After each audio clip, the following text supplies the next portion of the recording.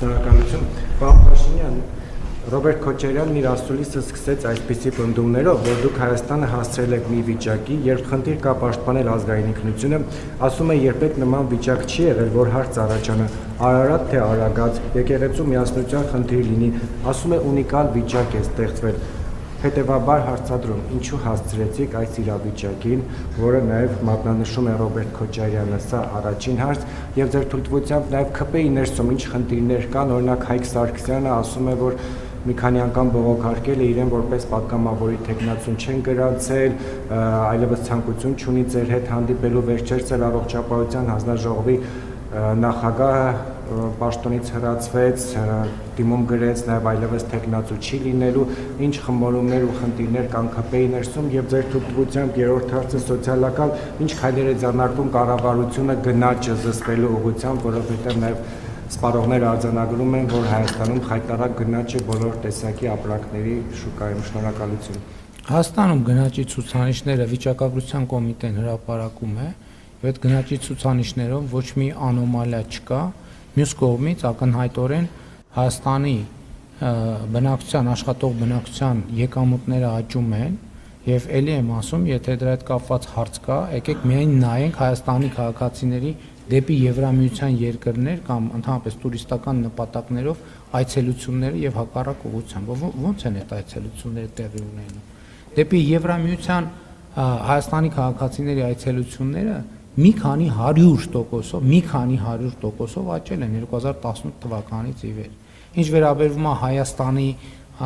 հասցնելու, որ կետի ենք մենք հասցրել Հայաստանը, այն կետին, որ 2025 թվականին առաջին անգամ Հայաստանի Հանրապետության քաղաքացիները ոչ թե փախնում են Հայաստանի Հանրապետությունից, այլ վերադառնում են Հայաստանի Հանրապետություն։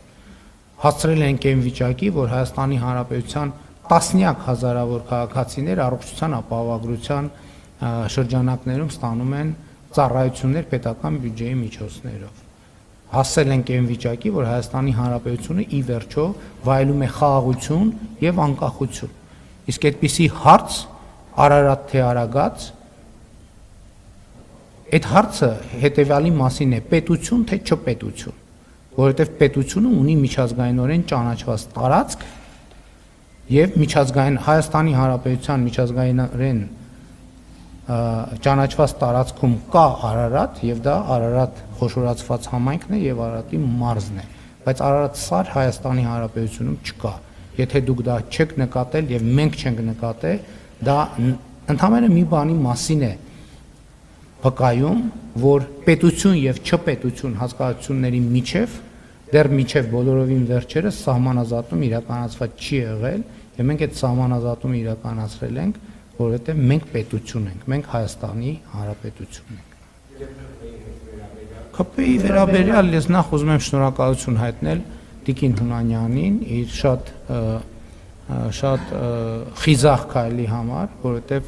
քաղաքական գործունեությամբ զբաղվող մարդը պետք է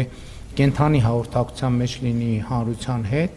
մենք բոլորս պետք է կարողանանք ընդունել մեր սխալները եւ այդ սխալների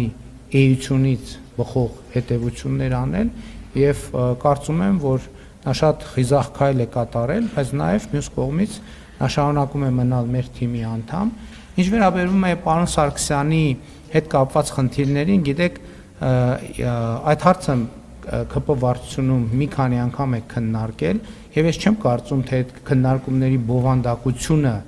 հանրային դարձնելուն ուղղված գործողությունները բխում են պարոն Սարգսյանի շահերից։ Քաղաքացիական պայմանագիր կուսակցության վարչությունում նախ ամիսներ առաջ խիստ նկատողություն է հայտարարվել պարոն Սարգսյանին, դա ունեցել է կոնկրետ պատճառ, դրան հետևել են իրավական ընթացակարգեր եւ այդ պատմությունը ընդհանրապես մի բանի մասին է, որ քաղաքացիական պայմանագիր կուսակցությունը, այդ թվում իր անդամների ոչ կանոնավոր գործողությունները եւ կոռուպցիոն տեսակետից խնդրահարույց գործողությունները չեն հանդուրժելու եւ սա պետքա պարզ լինի բոլորին։ Ինչ որ ասեցի ճիշտ կհասկանաք։